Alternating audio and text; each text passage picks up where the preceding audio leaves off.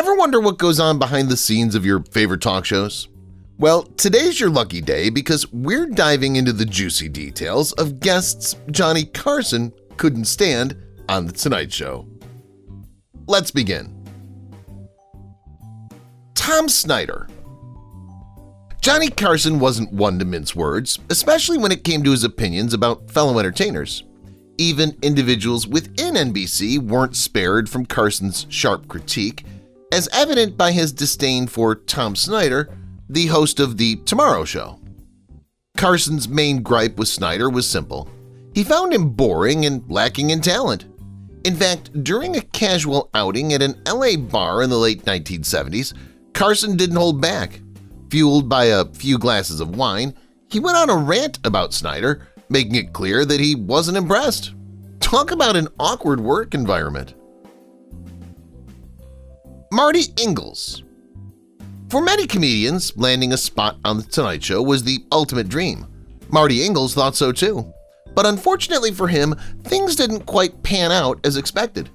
Despite appearing on the show a few times before, Marty never quite felt like he fit in. In his own words, Carson seemed tied up and nervous inside, a feeling that Marty could relate to all too well. While he thrived on the other talk shows like Merv Griffin, Dick Cavett, and Virginia Graham's, Marty couldn't shake off the discomfort he felt around Carson. It didn't help that Carson's style of comedy clashed with Marty's own, leaving him feeling insecure and out of place. Carson's apparent disapproval didn't go unnoticed. Marty became aware that he was placed on the show's Don't Book list, a clear indication of Carson's lack of enthusiasm for his brand of humor. It's a shame Marty never quite found his footing on The Tonight Show, but hey, you win some, you lose some. Robin Morgan. A few weeks before her son Blake's birth, Robin Morgan appeared on The Tonight Show, which at the time was still aired live. She expected to discuss serious issues like employment and education discrimination. However, things took an unexpected turn when she noticed something unsettling on the monitor. Instead of focusing on her discussion, the show was running clips from the network film morgue, showcasing unrelated content like little Dagmar eating a cookie and Alice arguing with the Cheshire Cat. Mortified, Robin interrupted herself and called out the situation. Carson, with his trademark quizzical expression, seemed to find the whole ordeal amusing, eliciting laughter from the audience. Robin, however, remained firm, expressing her disappointment at the trivialization of important issues affecting women's lives. Despite her efforts, Carson managed to turn her indignation into a joke, leaving Robin in a no-win situation. Feeling disrespected, Robin made a bold move. She rose from her seat, politely wished Carson good evening, and walked off the stage, defying the unspoken rule that nobody walks off The Tonight Show live on air. Panic ensued behind her as she exited the stage door, leaving Carson and the audience stunned by her unexpected departure. In Robin's own words, nobody walks off The Tonight Show live on air. Rich Little. It's Rich Little, the master of impersonations. This guy could imitate just about anyone, from Jimmy Stewart to Ronald Reagan, and leave him laughing every time. His act at the Tropicana in Las Vegas was legendary, showcasing his uncanny ability to become the icons he was having fun with. I mean, this guy even did his swearing-in ceremony to become a U.S. citizen in the voice of John Wayne. Now that's dedication. But here's where things get juicy. Rich Little found himself at odds with none other than Johnny Carson himself. Now we all know Carson was hailed as the king of late-night TV, but behind the scenes he could be a bit aloof, not the friendliest guy around.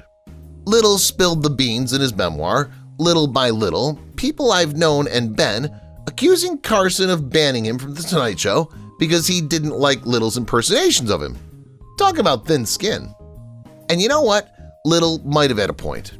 Henry Bushkin, who wrote a biography about Carson, chimed in, suggesting that Little's impersonation of Johnny brought out the worst of him. Ouch! Seems like Carson could dish it out, but he couldn't take it when it came to being the butt of the joke. In fact, Little recalled a memorable encounter with Carson after he retired. When they crossed paths, Carson couldn't resist asking, "Are you still doing me in your act?" Little's response, "All the time." But Carson's comeback? Classic Johnny. He quipped, "That's where I should be, in an institution." Looks like even in retirement, Carson still had that sharp wit. So what's your takeaway here? Well, it seems like even the biggest names in showbiz aren't immune to a little backstage drama. And when it comes to Rich Little and Johnny Carson, let's just say their feud added some extra spice to the late-night scene. As Rich Little would say in one of his famous impressions, and that's the way it was. Wayne Newton. Alright guys, buckle up because this feud between Wayne Newton and Johnny Carson is straight out of a Hollywood blockbuster. Picture this. It's 1980 and Wayne Newton is riding high on the Las Vegas Strip, headlining at all the hottest hotels and raking in millions. Meanwhile, Johnny Carson is the undisputed king of late-night TV, pulling in massive profits for NBC with his charm and wit. But things took a turn for the dramatic when Newton and Carson found themselves on opposite sides of a heated battle to purchase the mob-controlled Aladdin Hotel. Newton, against all odds, emerged victorious, leaving Carson feeling betrayed and furious. And let me tell you folks, Carson didn't take it lightly.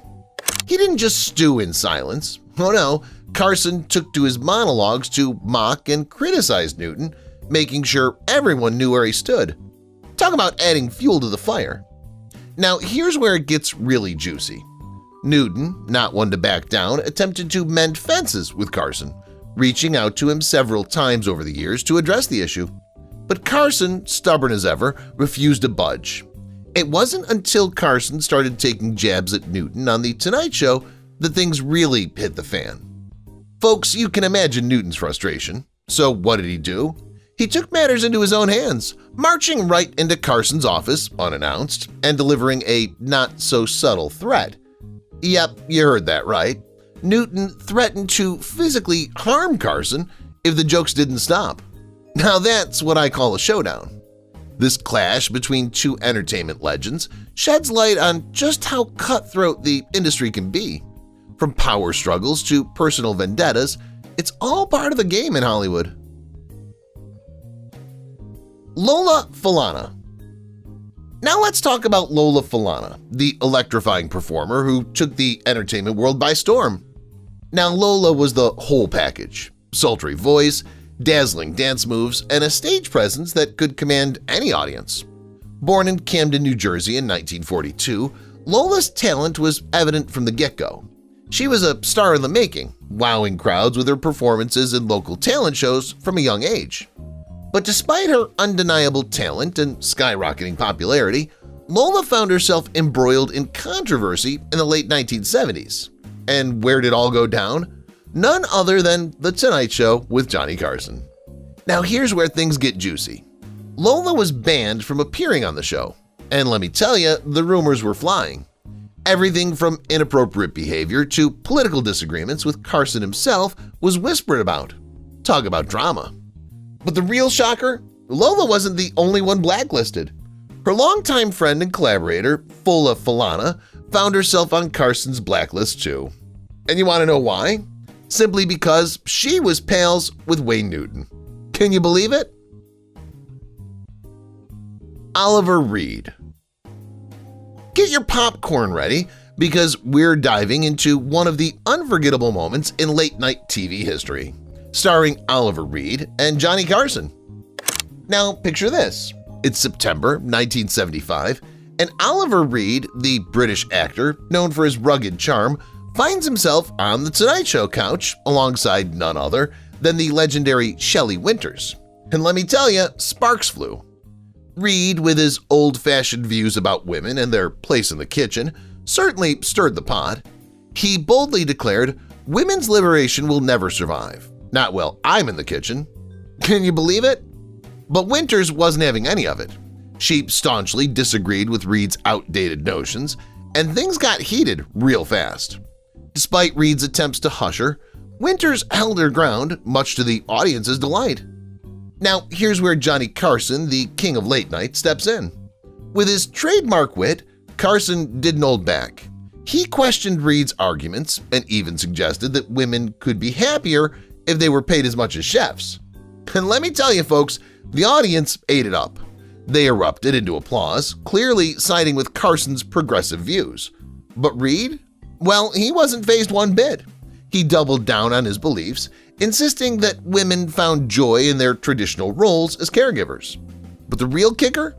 As Reed continued to defend his stance, Winters made a dramatic return, delivering a glass of whiskey right onto his head. Talk about a classic late-night moment. Now, here's where things really get interesting. After Winters made her exit, without saying a word, mind you, Reed found himself in hot water. Carson, with his deadpan humor, told Reed to lick it off without offering so much as a towel. Ouch! Following this unforgettable incident, Reed's appearances on The Tonight Show became few and far between. In fact, he only graced Carson's stage twice more before bidding farewell for good in 1980. Meanwhile, Winters, with her fiery spirit, continued to make her mark on late-night TV until Carson's retirement in 1992. Steve Martin. Hey there, late-night enthusiasts. Today we're shining the spotlight on none other than the iconic Steve Martin and his roller coaster ride on The Tonight Show with Johnny Carson. Now, picture this. Steve Martin, the king of comedy, making his debut on the late-night TV circuit. He's eager, he's ready, and he's determined to knock it out of the park. But as he quickly learns, impressing the legendary Johnny Carson isn't as easy as it seems. In Steve's own words, he recalls his early days on The Tonight Show with a mix of humor and humility. He confesses, "The first time I went on, I thought I'll be famous. But it didn't work out that way. It just takes time." The classic tale of overnight success taking a little longer than expected. Now, here's where things get interesting. Many folks believe that Johnny Carson's decision to invite a comedian over to the couch for a chat was a spontaneous one, but not so fast. Steve sets the record straight, revealing that everything was meticulously planned ahead of time. That's right, folks, no spontaneity here. But here's the twist. Despite Steve's undeniable talent and charm, he found himself in a bit of a pickle. He admits, "I wasn't allowed over to Johnny's couch the first few times I performed on The Tonight Show." Oh, the agony of not making it to the coveted couch. And let's not forget the infamous demotion. Steve spills the beans to Howard, revealing that he felt like he was demoted because he simply ran out of material. It's a tale as old as time, folks. The struggle to keep the laughs coming night after night. But fear not, dear viewers, for Steve Martin's journey on The Tonight Show didn't end there. Despite the bumps along the way, he eventually became a welcome guest, charming audiences with his wit and humor time and time again. Joan Rivers. Now we're diving into the juicy world of talk show feuds, and boy, do we have a story for you. It's the tale of Joan Rivers and the legendary Johnny Carson, a friendship turned sour over the bright lights of television stardom. Now picture this. Joan Rivers, the queen of comedy, making waves in the late-night TV scene. But as she climbs the ladder of success, she unknowingly steps on the toes of the one and only Johnny Carson. You see, when Joan and fellow comedian John Davidson snagged their own talk shows, Carson wasn't exactly thrilled. In fact, he was downright furious. He saw their actions as disloyal, a betrayal of the bond they shared as friends and frequent guests on The Tonight Show. Rivers herself recounted their feud in a candid interview with Larry King. She revealed that her decision to accept a late-night hosting gig, directly competing with Carson's show on the Fox network, cost her dearly. Her friendship with Carson, once rock-solid, crumbled before her eyes. They never spoke again. But here's where things get really interesting. According to Rivers' autobiography, their rift may have run deeper than mere professional competition. It's alleged that Joan and Johnny had an affair during her marriage to television producer Edgar Rosenberg, a scandalous twist that adds layers to their already complicated relationship. Joan, in her own words, reflects on the fallout with Carson. "I kept saying, I don't understand, why is he mad? He wasn't angry at anybody else. I think he really felt because I was a woman that I was just his, that I wouldn't leave him." It's a poignant reminder of the gender dynamics at play in the cutthroat world of show business. As the years went by, Rivers found herself ostracized from Carson's world. Despite her talk show being swiftly canceled, she was never allowed back on Carson's or Jay Leno's shows out of respect for the late-night titan. Even in death, Carson's grudge against Rivers remained steadfast. When he passed away in 2005, Rivers revealed that he never forgave her. But Joan Rivers was a force to be reckoned with, a trailblazer who refused to be silenced. Despite the setbacks, she persevered, carving out her own legacy in the entertainment industry. And though the wounds from her feud with Carson may have cut deep, they never dimmed her spirit or her sharp wit. Bob Hope. This is the juicy story of the not-so-friendly relationship between Johnny Carson and the legendary comedian Bob Hope. Buckle up because this one's a wild ride. Picture this: Johnny Carson, the king of late-night television, ruling the NBC stage with his quick wit and charm. But wait, who's that looming in the shadows? None other than the iconic Bob Hope, one step ahead of Johnny at every turn. It's like a comedic game of cat and mouse, with Bob effortlessly booking himself on The Tonight Show whenever he pleases. Now, you'd think having a comedy giant like Bob Hope on the show would be a dream come true for Johnny, right? Wrong. As it turns out, behind the scenes, Johnny harbors a deep-seated dislike for the legendary comedian. Ouch! Talk about a plot twist. So why the animosity, you ask?